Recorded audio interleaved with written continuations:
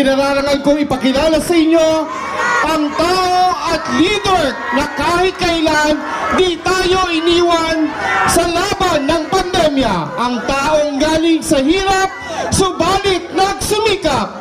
Ang magbabalik ng ningning at gloria ng lungsod ng Maynila. Ang Batang Maynila, ang nag-iisang Yorme. Number 2 sa balota, Yorme Isko Moreno Dumagoso. Real talking from a man. Meron kang bars pero broke ka pa rin. Race cars at mga dope na women. Kung wala ka niyan, pwede mo na. Thank you.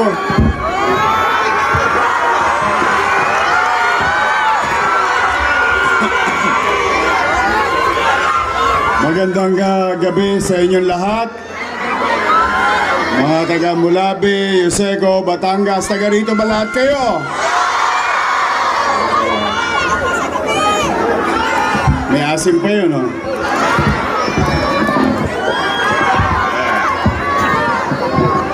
Anyway, maraming salamat sa oras na pinagkaloob niyo sa amin.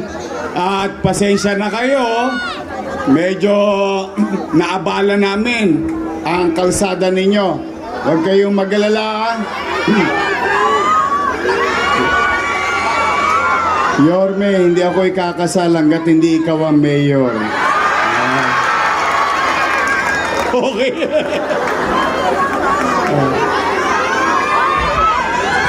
Okay.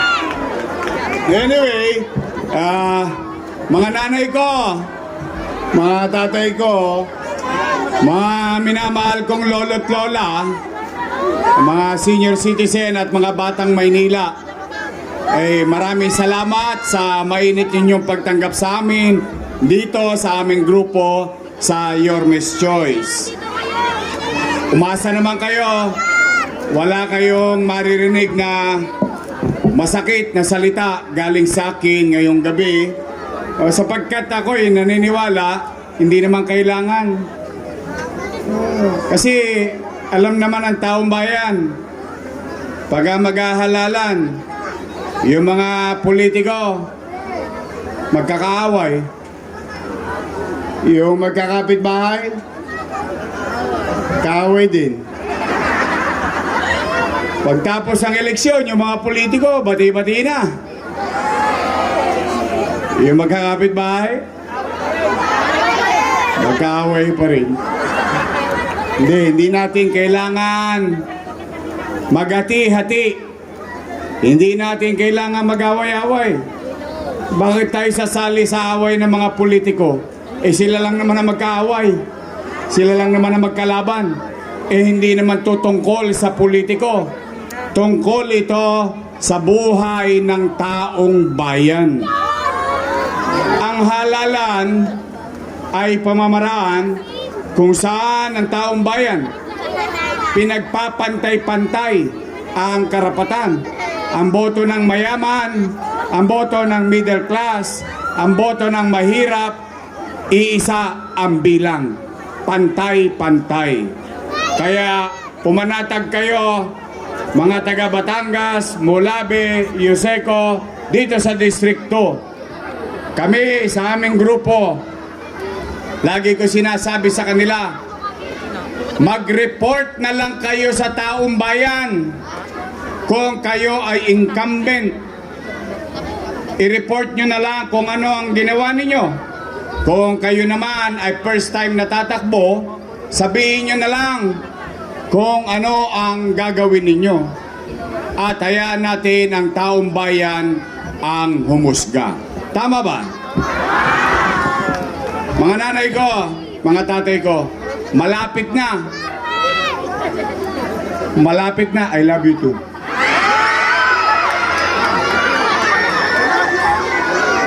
Malapit na ang araw ng paghuhukom. Handa na ba kayo? Handa na ba kayo? Matanong ko nga, gusto nyo ba akong bumalik talaga? Di nga. Ngayon, Baka malusaw ang damdamin ninyo dahil umaapaw ang J.O. Ang tupad. AX. Meron pang bago. Akap. Yung akap, akit yun eh. Nangaakit. O hindi, ako naman, mapapayo ko naman, o mga nanay, mga tatay, kunin nyo, sayang din yun. Lamang tiyan din yun. Pag pinatawag na kayo sa tennis court, abutan na ng isang bulig. Sayang din. Alam na alam ko ba, Nay? Tapos may 5 kilong bigas pa. Tama ba? Tirahin nyo ng tirahin. Hindi nyo naman hiningi yun, binibigay ng kusa eh. Tama mali? Pero, ako naniniwala, matalino naman ang mga taga Maynila. Alam ninyo kung sino ang tapat at totoo.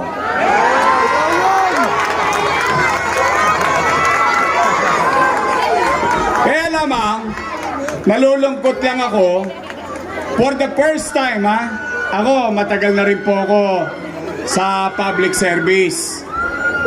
For almost 30 years. Ngayon lang ako nakakita, first time ko, ewan ko kung naranasan nyo na rin to. Ngayon lang ako nakakita na yung nakaupo, sinisiraan yung challenger. Usually, ang normal, yung challenger, sinisiraan yung nakaupo. Nagtataka naman ako bakit ako ang almusal nila. Ako tanghalian. Ako hapunan. Yung isa naman nakisali pa. Ginawa kong pulutan sa inuman. Hindi ko na lang pinapatulan. Bakit? Kasi unang-una, ang naninira kasi walang nagawa. Ganun lang yun eh. Kung ikaw ay panatag sa iyong kalooban at totoo sa iyong sarili, ang dapat mo lang gawin, sabihin mo sa mamamayan kung ano ang ginawa mo. At ang mamamayan naman ay tutugon. Tutugon kung talagang naramdaman nila yung ginawa mo. Tama mali? Kaya lamang, panay ang singil sa akin. Sinisingil ako lagi sa utang na loob. Ito na mga taga-Tondo. Sa akin yun na marinig.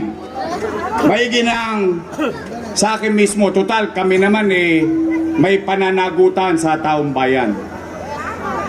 Lagi ako sinisingil ng utang na loob. Ako na mismo ang magsasabi, Nay, Tay, mga lolo't lola ko, para sa akin, hindi ko alam kung pareho rin kayo ng damdamin ang utang na loob, walang katapusang bayaran. Yan paniwala ko.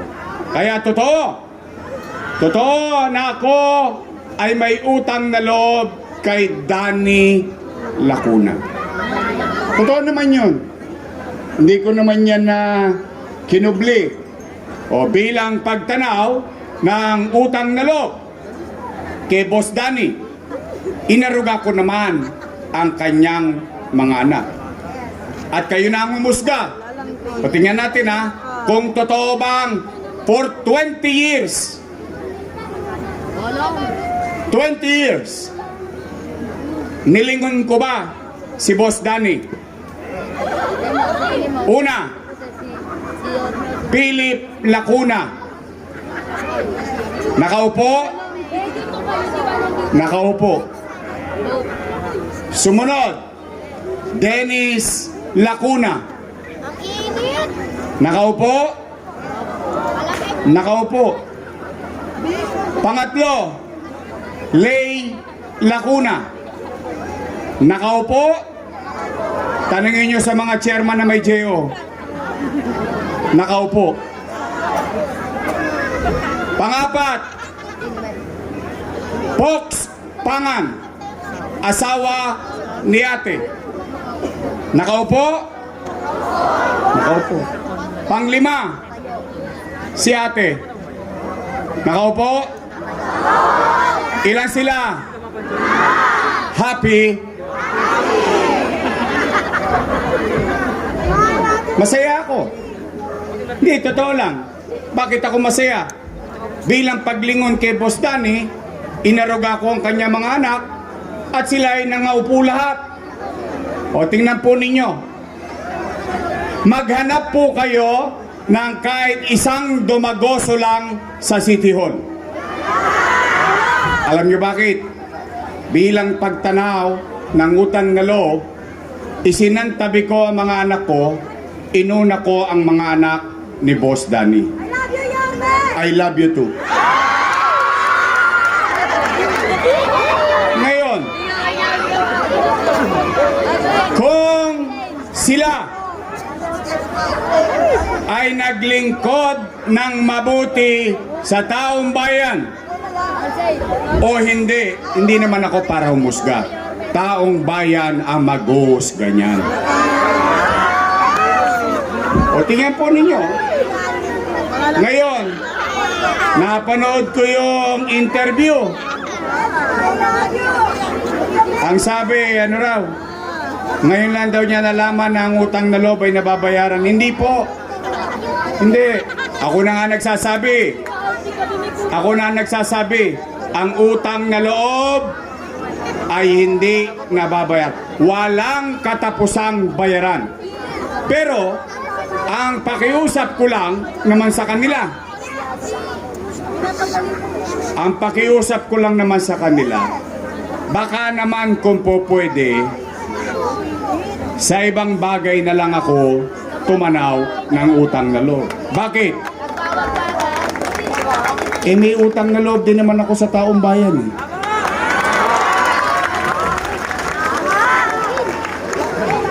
Dahil kung walang Diyos, walang taong bayan, wala ko sa kinalalagyan ko ngayon. Ngayon, masama ba namang dinggin ko yung panawagan ng taong bayan? Yung taong bayan na sumisigaw na, bumalik ka na. Bumalik ka na! Bumalik ka na! Bumalik ka na! Huwag niyo masyadong lakasan, baka gibain ang bahay niyo. Usong-uso ngayon yan. Hindi, nalulungkot ako eh. Taong bayan na naghahanap eh. Kung sila'y naging mabuti sa kanilang tungkulin, hindi maghahanap ang taong bayan ng iba. Totoo naman eh. Kahit sino. Ba't ka maghahanap ng iba? Kung naging mabuti naman yung kasalukuyan. Tama mali? Kaso, ang ginawa nila, imbis na maglahad ng kanilang ginawa at gagawin doon sa tennis court na may abutan ng 1,000, may abutan ng 5 kilo. Natawag na ba kayo? Nako, mahina yata kayo. Meron na. Oh. Wala. Wala. Sinacharot mo ako. Wala. Namimili lang. Mahinang uri kayo. Hindi kayo napili. Pero huwag kayong mag-alala. Bilib nga ako sa mga yan eh. Bawal na eh. Ginagawa pa eh. Totoo lang ha. Alam mo, bago mag-Marso, in passing lang ha, ikukwento ko lang. Bago mag-Marso 28, pwede pa. Ngayon, hindi na pwede yan. Pero bilib ako sa kanila. Ang lalakas ng loob na labagin ang batas. O ngayon, ano ba ang sinasabi nila? Kaya tatanungin ko kayo ulit, gusto nyo ba talaga akong bumalik? Yes! Kasi sinasabi nila, si Yorme, maraming iniwang utang. Narinig nyo ba yon? Narinig ko rin eh.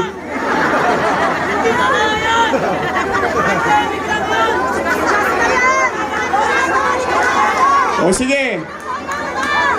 Ako naman, wala naman akong ikinubli sa taong bayan. Pero kayo tatanungin ko ha. Taas ang kamay ng may anak dito. Real talk lang tayo, real talk. May anak kayo? Kayo, may anak kayo dyan? Nay! Tay! Kapag walang makakain ang anak ninyo, gagawan nyo ng paraan? Uy! Hindi nga. Gagawin nyo ang lahat? Iraraos nyo? Talaga? Oh, yun din ang ginawa ko bilang ama ng 2 milyong Manileño noong panahon ng pandemya.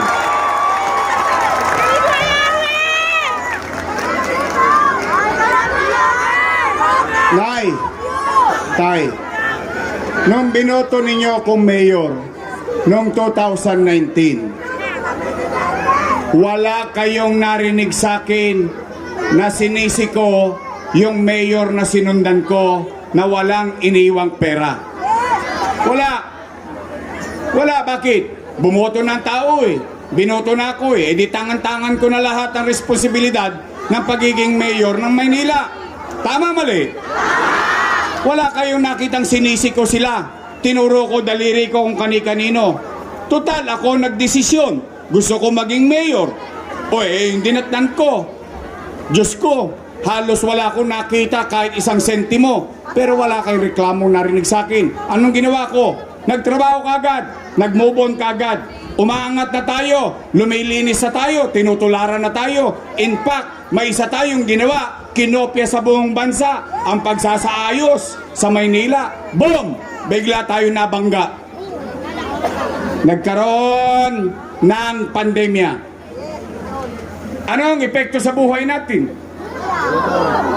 Wasak ang ekonomiya. Walang ekonomiya, walang hanap buhay. Walang hanap buhay, walang trabaho. Walang trabaho, walang picha. Walang picha, walang chicha. Tama, mali? Pero nay, tay, kayo na mga naparito. Kayo ang testigong buhay at matangos ang ilong natin, kaya natin sabihin, noong panahon ng pandemya, walang nagutom sa lungsod ng Maynila.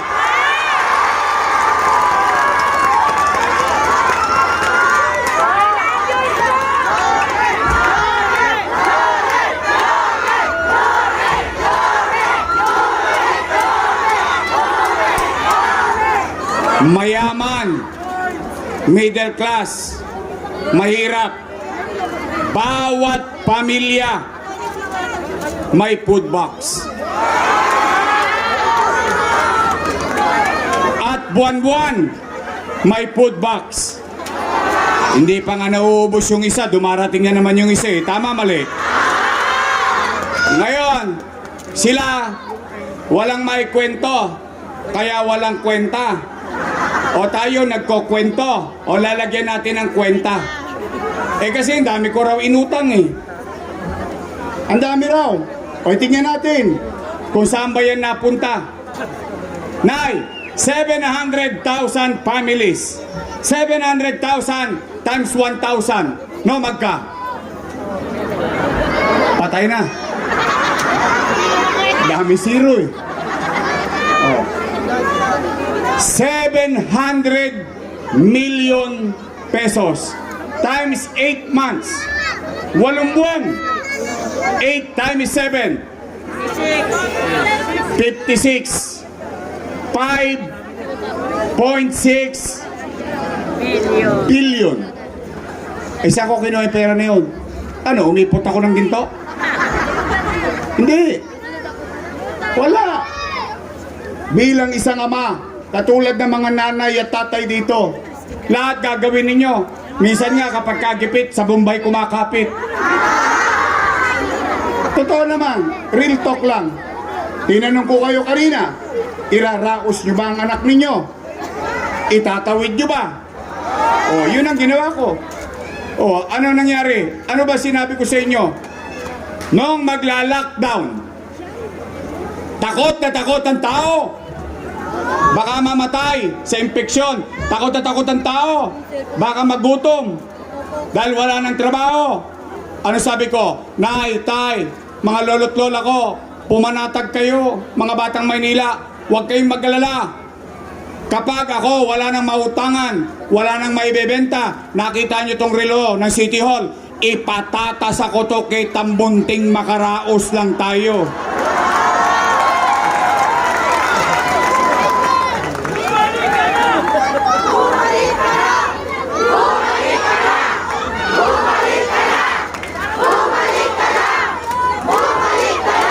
Ngayon, mga taga Batangas, Molabe, taga Yuseco o distrikto ng Tondo, tapatin ninyo ako. May nagutom ba sa atin nung pandemya? Talaga? Nakaraos tayo? Nakatawid tayo? Partida, hindi ko pa sinasabi yung unang 1,000. Tama ba? 5.6 plus 700 million. No, magka? 6.3 billion. Oh, taas ang kamay ng nanay at tatay dito na may nag-aaral sa public school. Ipaalala ko lang. Online learning.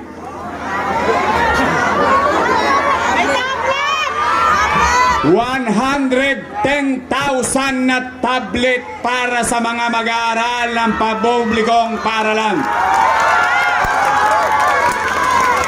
At hindi lang tablet, may internet pa.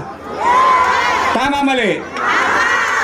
11,000 laptop para sa 10,300 na teacher sa lungsod ng Maynila. Hindi lang laptop, may internet pa. No magka, 1 bilyon, tablet, laptop, no magka ang internet, 300 million, 1.3 billion plus 6.3 billion. No magka, 7.6. Dalawa pa lang. Eh paano yung Remdesivir, Tocilizumab, Molnupiravir, testing kit, ospital sa Luneta para ang mga taga Maynila hindi iparada yung kanila mga anak, kanila mga mahal sa buhay, nakaghihintay sa parking lot kasi walang ospital sa COVID patient. Pero sa Maynila, merong COVID-19 field hospital done in less than 2 months. Nakaraos ba tayo? Nakatawid ba tayo? Wala pa ang Rosario Almario Elementary School, Manila Science High School, Albert Elementary School, Magsaysay High School, Condominium 1, Condominium 2, Binondominium 1, Basec Community, San Lazaro Residence, San Sebastian Residence, Pedro Hill Residence. Ngayon, nagka-cutting ribbon sila. Yung cutting ribbon, ang sabi nila, sila daw ang may gawa. Pero yung pinampagawa nun, utang, ako ang may kasalanan. Ang galing. Hanep. Lakas ang amats nyo, ah. Tigilan nyo yan. Samayan tamang hinala. Hindi, totoo naman, di ho ba? Baseco Hospital. Kung kayo'y may kakilala sa Baseco, 3 years ago, tapos na yung ospital. 3 years after, hindi pa bukas. Kung may kilala lang kayo, para may patotoo naman sa sinasabi ko. Ospital lang Maynila, 10-story fully air-conditioned public hospital. May CT scan machine, may MRI machine, by the hundreds of million. Alam nyo kung gaano kamahal yung makina na yon? Daang-daang milyon. Pero wala pa akong nabalitaan na may nakagamit sa inyo. Sila doktor, ako hindi. Ngayon, saan ko kinuha yung pera na yon? Eh, may pandemya. Hirap na hirap ang tao magbayad ng buwis. Bakit? Walang trabaho eh. Walang trabaho, walang pizza. Kaya lahat. Pero hindi tumigil ang gobyerno ng Maynila. 24 oras tumatakbo ang gobyerno ng Maynila. Tanong ko ulit sa inyo, nakaraos ba tayo? Nakatawid ba tayo? E di salamat sa Diyos. O ngayon, kung ang problema ay utang, kung ang problema ay utang, pwede ba pakisabi sa kanila, magsialis na doon, ako na lang ang magbabayad ng utang?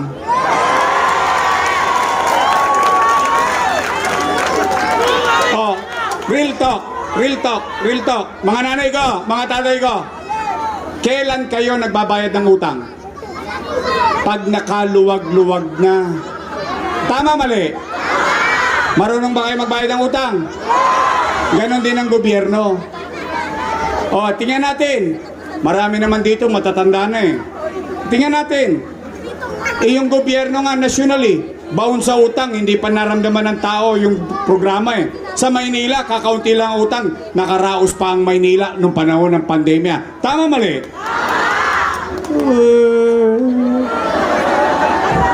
Sinacharot nyo kami ha. Ito masakit.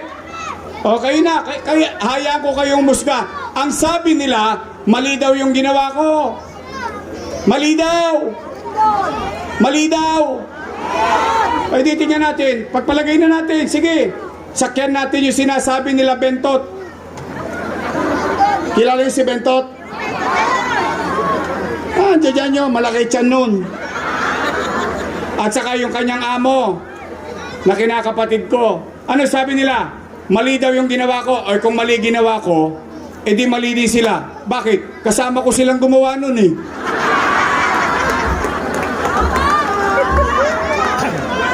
Sino ba ang vice mayor ko nun? Hindi, totoo naman, di ba? Mali pala eh. Ba't yun inaprobahan? Masama pala eh. Ba't yun inaprobahan? Samantala nung araw, nung natutuwa ang tao, paabot-abot pa silang food box.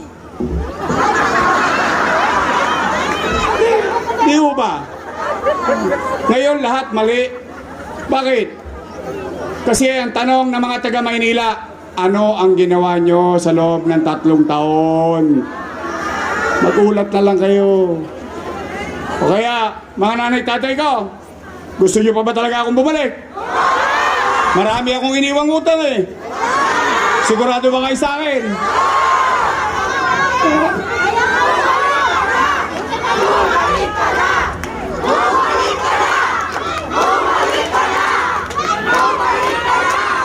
O nay, tay. O sige, tapos na yung kwento na may kwenta. O, ngayon naman, ano ba ang gagawin natin kung babalik tayo? Di ba maganda namang usapan nyo? Bakit? Eh, buhay natin to pinag-uusapan natin eh. Ano ang gagawin ko naman? Kasi yung kanina, anong naganap? Ano nangyari? Anong sitwasyon? Nay, tay, matanong ko lang kayo. Kung nararamdaman nyo, sumagot kayo.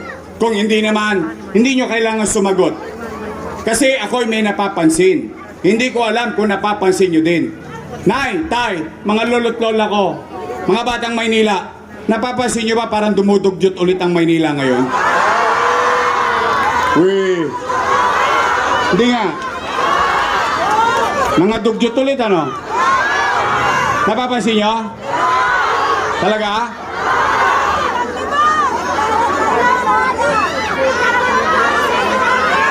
Oh, una kong gagawin, kasi kayo nagsabi niyan.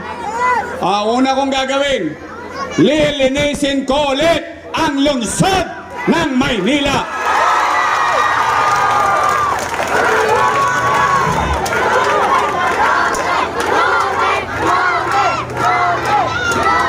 Pangalawa, matanong ko kayo ulit. Nay, tay, napapansin nyo ba na para nagbalik ka ng mga tulongge sa Maynila?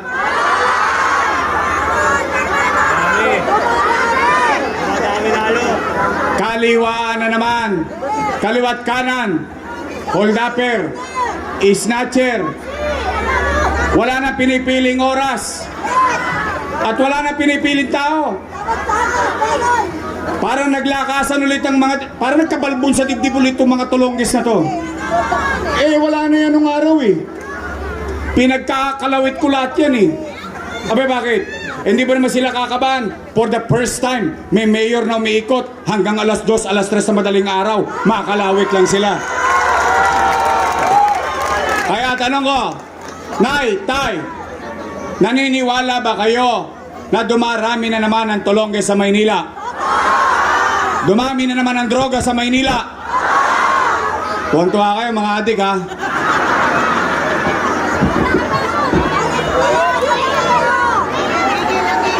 Kokonyatan ko kayo.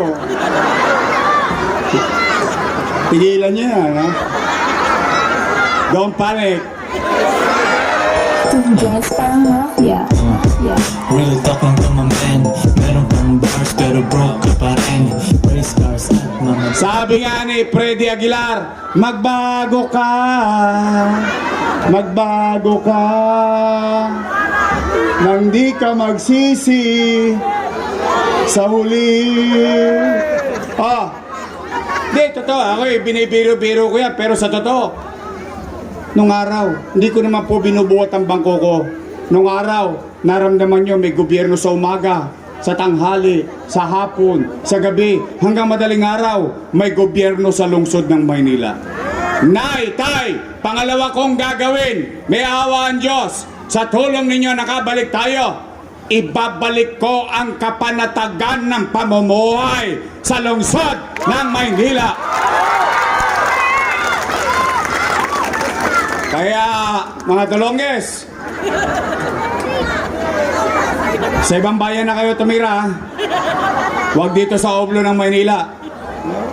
O kaya naman, gusto nyo, magbago na kayo. Bago na. 39 days na lang. Sumuko na kayo. Hindi. Pwede naman tayo lumaban ng parehas. Tingnan yung si Awi. Vendor sa kalsada. Oo.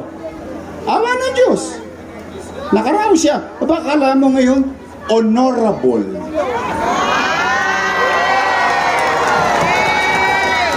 Gatmabi. Oo, di ba? Kasi ang pangalan niya ngayon may duktong na eh. H-O-N. Oh. Honorable. Pwede naman pala. O sino mag-akala? Ito, real talk lang ha. Mahirap paniwala, pero yun ang totoo. Hindi ko naman pwede ikubli yun sa mga taga-mabuhay, taga-artin. Sino mag-akala, basurero, pwede maging mayor ng Maynila? Hindi, totoo naman. Diba? So, posible. Huwag na kayo mamerwisyo ng kapwa natin pobre. Magbago na kayo ng linya. Huwag na kayo magtrumpeta. Tudyang salay. Just parang mafia. Yeah. real talk lang to my man. Meron pang bars pero broke ka pa. Alright, Tay, pangatlo kong gagawin. Napanood niyo ba yung video kanina? Ibabalik ko lang. Pabahay. Palupa. Marami dito kasi ang lupa hindi kanila eh. Kalusugan. Ibig sabihin, Nay, Tay, tatanggalin ko na yung online schedule na yan sa health center. Kasi una kong tatanggalin dyan, yung leader nila.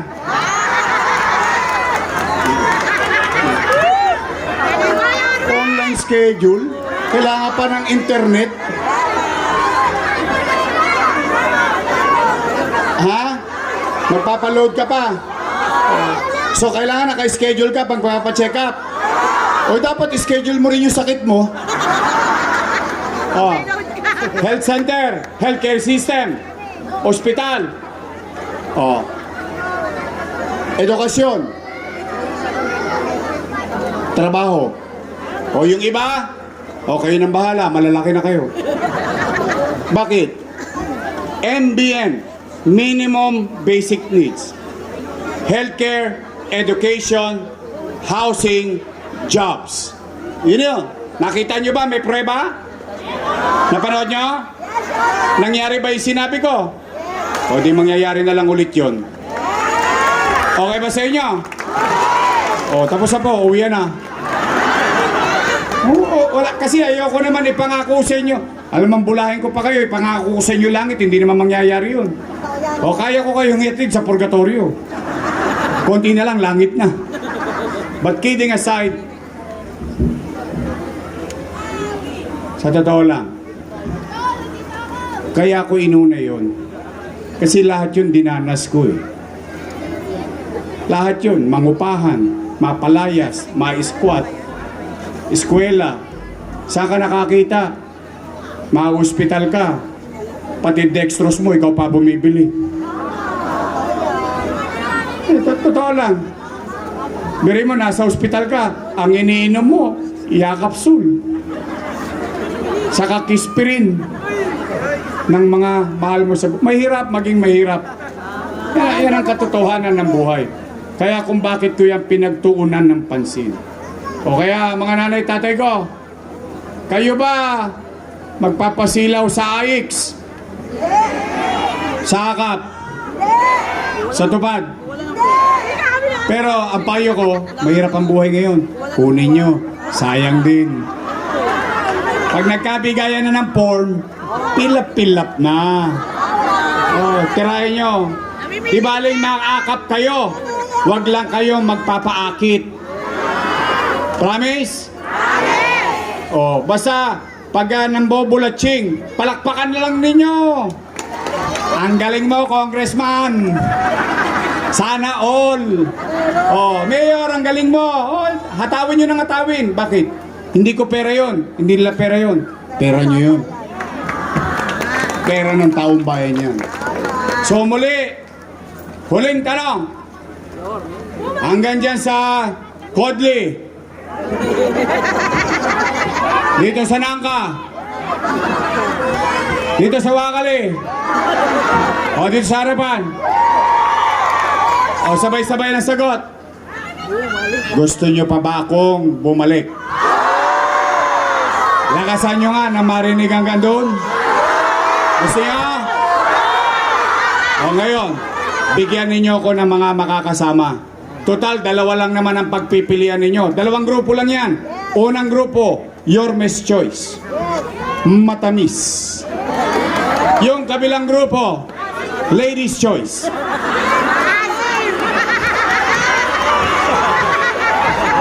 Kayo may sabi, hindi oh. Ha? Pwede Your Miss Choice tayo straight? Promise? Uy, sisingilin ko kayo. Pagtapos ng eleksyon, bibili ako ng dibidendaso. Bubuksan ko yan. Titingnan ko yung gitna. May prueba ba itong mga taga Batangas? Ito. Ay, nagtotoo. O, pag kayo nagtotoo, after election, ako naman ang singilin ninyo. Ako mananagot sa kanila. O, andi dito. May asim pa. Roby Ong!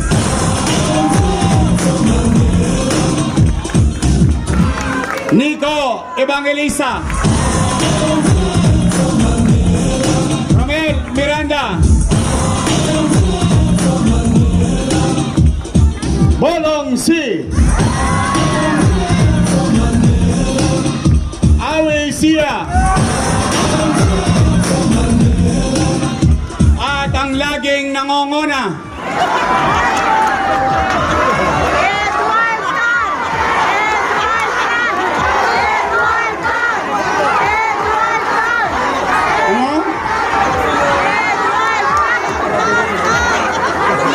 Ba't yan tatawa na? Ano sa Tagalog ang number 1? Nangunguna. Tatagalogin ko. Nangunguna. Ang tatawa ng utak ko. Seatmate ko to. Seatmate ko sa council. District 1 and 2. Magkatabi kami sa kabats ko to. Magaling na konsyal ninyo. Muli natin ibabalik sa konseyo Edward Tan.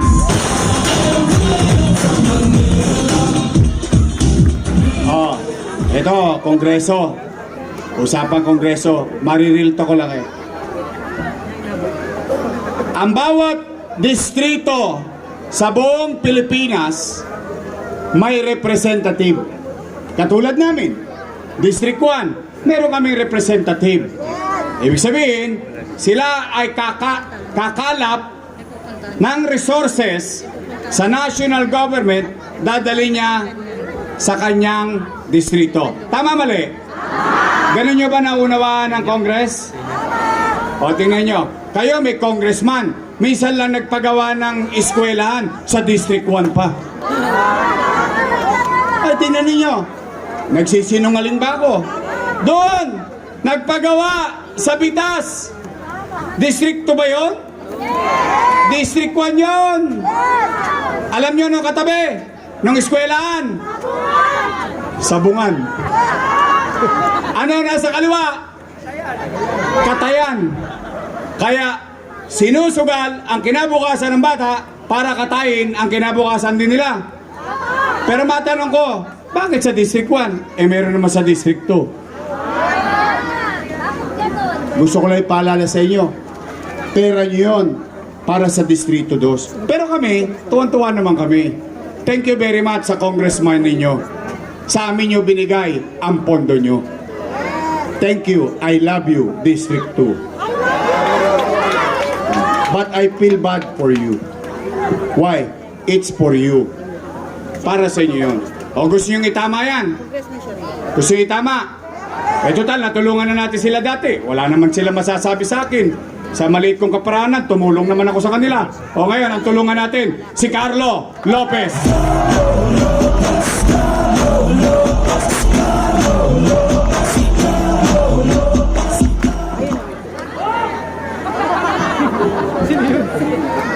Ito ba may 19 million? Yung bahay? May 19 million yan? Wala? Mga 5 million. Eh, nagpagawa congressman nyo. Kahul lang ng container, 19 million eh. Wow, siksik liglig. Maabaw pa. You really have to be very careful. Kasi buhay nyo yan. Basta ako, masaya ako. Sana makabalik sa District 2 si Carlo Lopez. O yung aking Vice Mayor, nakita nyo kanina, may asim pa? Pagpasensyaan nyo na, pinauna ko na sa uno eh, dahil meron pa kaming isa sa uno. O, yun po, mukha lang 19, yung Vice Mayor ko. Naintindihan nyo na yun? Takwa rin sa po yun. O, siya po ay graduate ng Lasal. Political Science. Ang tinapos niya. So, alam niya ang trabaho. Sosyal. Galing ng Lasal. Eh, kami ni Awi. Sa Ateneo kami graduate. Awi, speak English.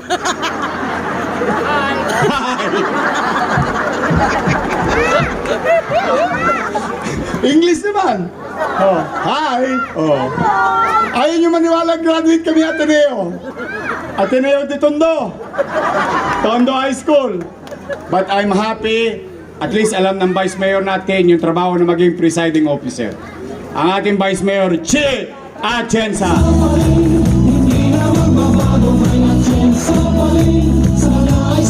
So mga nanay tatay ko, maraming salamat sa mga nagambala namin. Ako na po humingi ng paumanhin. Pasensya na kayo, talagang kailangan lang namin gawin ito upang kami magulat at maghain ng mga gagawin namin para sa kapakinabangan ng mga batang Maynila. So muli, maraming salamat. Aasa ba kami? May maaasahan ba kami? Hindi magbabago ang damdamin ninyo? Promise? Pexman? I love you. Mag-iingat kayo, pagpalain nawa kayo ng Pong May Kapal. Sabay-sabay tayo sumigaw! Manila! God first. Thank you very much.